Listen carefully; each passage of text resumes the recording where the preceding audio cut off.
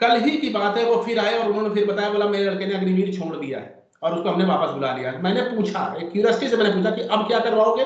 बोला वो पुलिस में कांस्टेबल का उसने एग्जाम पास कर लिया, वो पुलिस कांस्टेबल बन जाएगा। अब राजेश देखिए कितनी बड़ी बात है, ये चीज होना ही है। अल्टीमेटली लोगों का उधर से झुकाव कम होगा। चूंकि देखिए हिंदुस्तान में बेरोजगारी बहुत है, तो 4 साल के लिए सही लोग रोजगार तो चाहेंगे, लेकिन अल्टीमेटली वो जो जो थीम होती है सेनाओं में काम करने की, जो चाह होती है और जो एक ललक होती है, वो अब नहीं मिल रही है अग्निवीर की वजह से। जय हिंद दोस्तों, मेरे चैनल डिफेंस डिस्कशन में आप सभी का स्वागत है। दोस्तों, क्या अग्निवीर स्कीम का दी एंड होने वाला है?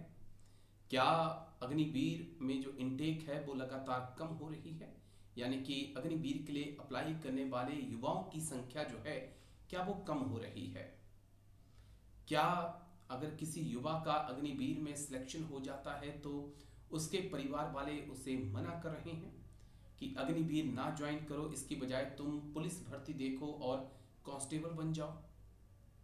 क्या जो देश की क्रीम है, यानी कि जो बेस्ट युवा हैं देश के, जिन्हें इंडियन आर्मी में होना चाहिए, वो इस वक्त अपने कैरियर के लिए सीएपीएफ को चुन रहे हैं?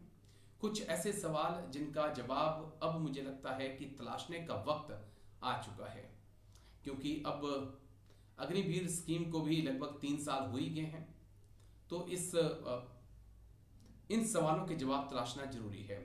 दरअसल एक अहम मुद्दे पर मेरी बातचीत चल रही थी एक रिटायर्ड सैनिक से, जो रिटायर्ड हो चुके हैं और आज बैंक में अच्छी खासी सर्विस कर रहे हैं और बढ़िया सी जिंदगी जी रहे हैं। एयरफोर्स से ऑफिसर के तौर पर वो रिटायर्ड हुए हैं। उनसे मेरी बातचीत हो रही थी तो एक बात उन्होंने मुझसे कही कि जो क्रीम है वो सीएपीएफ की तरफ जा रही है और यहीं से भारतीय सेना को सोचने की जरूरत है। उन्होंने एक और बड़ा अहम खुलासा किया है अग्निवीर स्कीम को लेकर। तो इस वीडियो को आप देखिए लास्ट तक, बड़ा इंटरेस्टिंग वीडियो है अग्निवीर के लिए। और इस वीडियो को देखिए आप, तब आप उनके पास क्या ऑप्शंस हैं, वो क्या आगे कर सकते हैं, क्या वो एनडीए में जा सकते हैं, क्या वो शॉर्ट सर्विस में जा सकते हैं, क्या उन्हें सिविल में आकर कोई नौकरी के अच्छे ऑप्शन मिल सकते हैं। तमाम मुद्दों पर बातचीत हुई है, आप जरूर देखिएगा अंत तक। देखिए राजेश, मैं आपको एक एग्जांपल दे रहा हूँ। मैं कल की ही बात है, सत्य घटना है। मैं जहाँ बैंक में जहाँ काम करता हूँ, वहाँ पर एक हमारे कस्टमर हैं और उनका लड़का अभी कुछ दिनों पहले अग्निवीर में सेलेक्ट हुआ था। वो बहुत खुश थे, बहुत खुश थे। उन्होंने आके हम लोगों को मिठाइयाँ भी खिलाई कि भाई चलिए आपके आशीर्वाद से हमारा लड़का अग्निवीर बन गया। बल्कि मुझे थोड़ा सा, मैंने उनसे कुछ कहा नहीं, लेकिन मुझे लगा कि लड़का होनहार था, उसको अग्निवीर क्यों बना दिया। खैर ठीक है, वो पेरेंट्स हैं। कल ही की बात है, वो फिर आए और उन्होंने फिर बताया, बोला मेरे लड़के ने अग्निवीर छोड़ दिया है और उसको हमने वापस बुला लिया। मैंने पूछा, एक क्यूरियोसिटी से मैंने पूछा कि अब क्या करवाओगे? बोला वो पुलिस में कांस्टेबल का उसने एग्जाम पास कर लिया, वो पुलिस कांस्टेबल बन जाएगा। अब राजेश देखिए कितनी बड़ी बात है। हमारे जमाने में हम इंस्पेक्टर की नौकरियां छोड़ देते थे इसलिए क्योंकि हमें सेना में जवान बनना है। बिल्कुल सर, है ना? अब वो चीजें अब पलट के आ रही है। अब वो अग्निवीर को हटा करके वहां से ला करके कांस्टेबल बना रहा है। क्यों बना रहा है? मैंने उससे पूछा भी, मैंने तुमने निर्णय क्यों लिया एज अ पेरेंट? तो बोल रहा है साहब कांस्टेबल बनने में कम से कम 4 साल की नौकरी तो नहीं है, कांस्टेबल बनने में 8वां पे कमीशन भी आ रहा है। एक पेरेंट की बात मैं कह रहा हूँ, 8वां पे कमीशन आया, तनख्वाह बढ़नी ही बढ़नी है।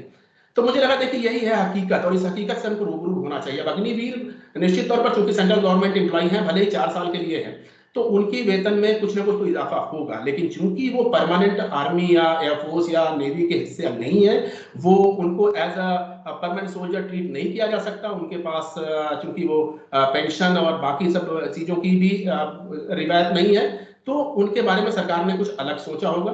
अब क्या सोचा होगा ये तो एक बंद लिफाफा है, जब वो लिफाफा खुलेगा तभी पता चलेगा।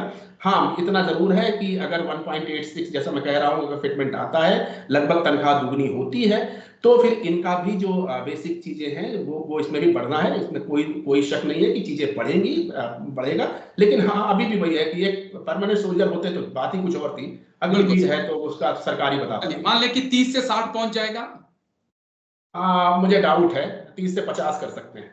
तो 30 से 50 कर सकते हैं। बस एक आखिरी सवाल, क्योंकि आपने एक बड़ी अहम बात कही जो बात मेरे दिल को छू गई, कि क्या जो देश की क्रीम है, जो युवा इस वक्त जो क्रीम है, वो इस वक्त आर्मी, एयरफोर्स, नेवी से हटकर जो है अब सीएपीएफ को चुन रही है या पुलिस को चुन रही है, ताकि एक फ्यूचर उनका सिक्योर हो सके? सर हाँ, मैंने एग्जांपल इसीलिए दिया था कि ये एक छोटी जगह के एक आम आम हिंदुस्तानी का ये सोच आ चुकी है पहले से ही। मैं इसलिए अपने से कंपेयर करता हूँ। मैं पढ़ने में बहुत अच्छा था राजेश। जब मैंने +2 किया था तो मेरे जी। डिस्ट्रिक्ट के अंदर टॉप बच्चों में मेरी गिनती हुआ करती थी। उसके बाद जब मेरे पेरेंट्स ने मुझको एयरफोर्स में भेज दिया तो काफी लोगों ने आलोचना करी कि आपका बच्चा होनहार था, आपने क्यों भेज दिया। तो मेरे पेरेंट्स का कहना था कि उसका फ्यूचर सेफ हो गया। वहां पर हमने भेज दिया, हमने अपने बच्चे का फ्यूचर सेव कर दिया, और फ्यूचर अंटिल उसका ही नहीं, उसके आने वाली पीढ़ियों का भी हमने फ्यूचर सेव कर दिया। अब वो चीज अग्निवीर के साथ नहीं है, तो ये चीज होना ही है। अल्टीमेटली लोगों का उधर से झुकाव कम होगा। क्योंकि देखिए हिंदुस्तान में बेरोजगारी बहुत है, तो 4 साल के लिए सही लोग रोजगार तो चाहेंगे, लेकिन अल्टीमेटली वो जो जो थीम होती है सेनाओं में काम करने की, जो चाह होती है और जो एक ललक होती है, वो अब नहीं मिल रही है अग्निवीर की वजह से। सरकार को इसमें जल्द से जल्द और बेहतर सुधार करने की आवश्यकता है। जी, बहुत ऐसी उम्मीद हम भी करते हैं, क्योंकि बहुत सारे खुद मेरे जो रिश्तेदार हैं वो अग्निवीर हैं इस वक्त, और परेशान है कि मुझसे लगातार उनकी कॉल आती है, मैसेज आती है कि हमारा आगे क्या होगा, कुछ बताओ, कुछ करो। मैंने कहा कि मैं जितना कर सकता हूं मैं उससे ज्यादा कोशिश कर रहा हूं। लेकिन ये भी है, जैसा आपने कहा कि जब मैं सच कहूं, जब मैं इंडियन आर्मी में चुना गया 99 में, तो मेरे पापा ने सबको जाकर मिठाई खिलाई एकदम, कि बस जैसे लगता है कि ना जाने हमने क्या कुछ हासिल कर लिया। क्या कर लिया। क्या बहुत पेरेंट्स को एक खुशी होती थी कि हमारा बेटा जो है आर्मी में चला गया, एयरफोर्स में चला गया, वो बात अलग थी। लेकिन अब चीजें बदल चुकी हैं कि जब 7th पे कमीशन आया, उसके बाद कई जेसीओज और जवान जो थे वो कोर्ट तक पहुंचे, और ये हमारे अधिकारियों के ऊपर आरोप लगा कि उन्होंने पे कमीशन में सिर्फ अपना पक्ष रखा है, और गवर्नमेंट ऑफ इंडिया ने सिर्फ सेना के अधिकारियों को ही फायदा दिया है। इस बार हम क्या एक उम्मीद करें कि सरकार पुरानी गलतियों को ठीक कर कर जेसीओस और जवान के बारे में ज्यादा ध्यान देगी, क्योंकि रीढ़ तो यही है। इनके बिना अगर आप ये बोलें कि सेना, वायुसेना, नौसेना कुछ है, तो मुझे लगता है कि फिर वो कोरी कल्पना है सब। देखिए राजेश, अब रीढ़ वीढ़ नहीं बची है। देखिए मैं बहुत ही तल्ख बात कहने जा जी। रहा हूँ। अगर रीढ़ ही हम इसको मान रहे होते, या सरकार इसको मान रही होती, या उच्च अधिकारी हमारे मान रहे होते हमारे जवान हमारे रीढ़ है, तो उस रीढ़ को तोड़ करके 4 साल की नौकरी में ना बदल दिया जाता, अग्निवीर ना बना दिया जाता। तो रीढ़ तो हमने पहले ही तोड़ दी है।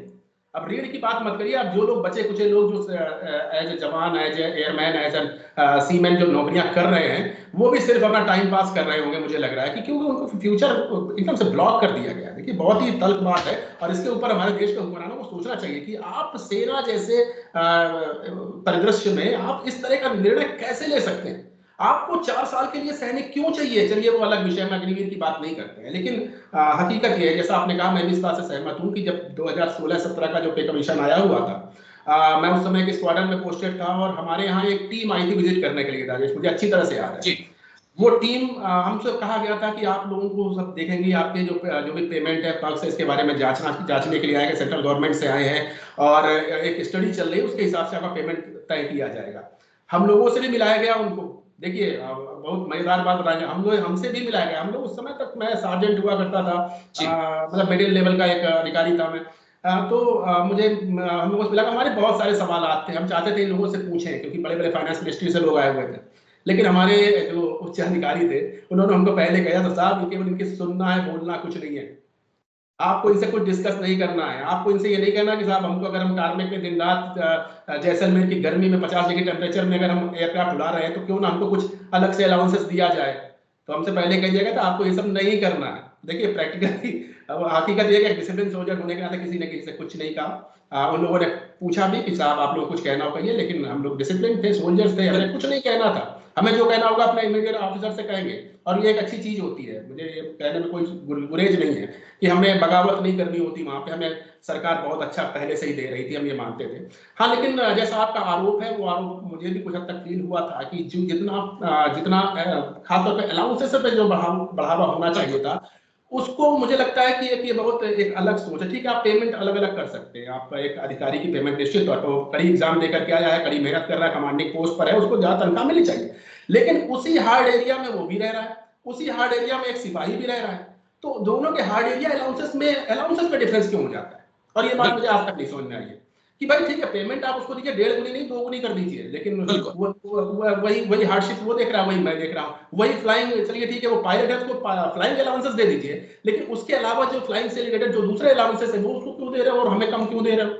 ऐसी कौन सी चीज है कि हमने उन्हीं एयरक्राफ्ट में हमने अलग तरीके से कुछ करना है, उसको अलग तरीके से करना, ठीक है वो फ्लाइंग कर रहा है, उसको फ्लाइंग अलाउंसेस आप दे रहे हैं, अच्छा खासा दे रहे हैं। सेम चीज टेक्निकल एस्पेक्ट में थी, जैसे मैं एक टेक्नीशियन था तो उसी काम को करने के लिए जिसमें दिन रात पेन पेचकस और सोल्डरिंग आयरन लेकर के मैं लगे रहते थे हम जहाज को सही करने में, और वहां पर उसी काम के लिए हमको 5,000 रुपए टेक्निकल अलाउंस दिया गया, और उसी काम को कराने के लिए एक ऑफिसर को 11,000 रुपए दिया गया टेक्निकल अलाउंस।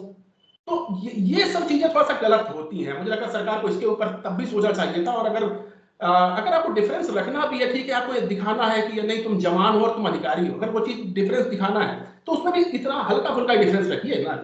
अगर आप टेक्निकल अलाउंसेस एक जवान को 5,000 रुपए दे रहे हैं तो आप अधिकारी को सिर्फ 6,000 रुपए दीजिए, ये नहीं जी उसको आप दोगुने से ज्यादा 11,000 कर दें, 12,000 कर। तो इस तरह का जो ये जो चीजें है ना, इसके ऊपर सरकार को ध्यान देना चाहिए। मुझे लगता नहीं है कि सरकार ध्यान देगी, क्योंकि बिल्कुल सर, सरकार आपने यही बड़ी थी, अहम पिछले बात एग्री कर दी कमीशन है। यही सरकार थी।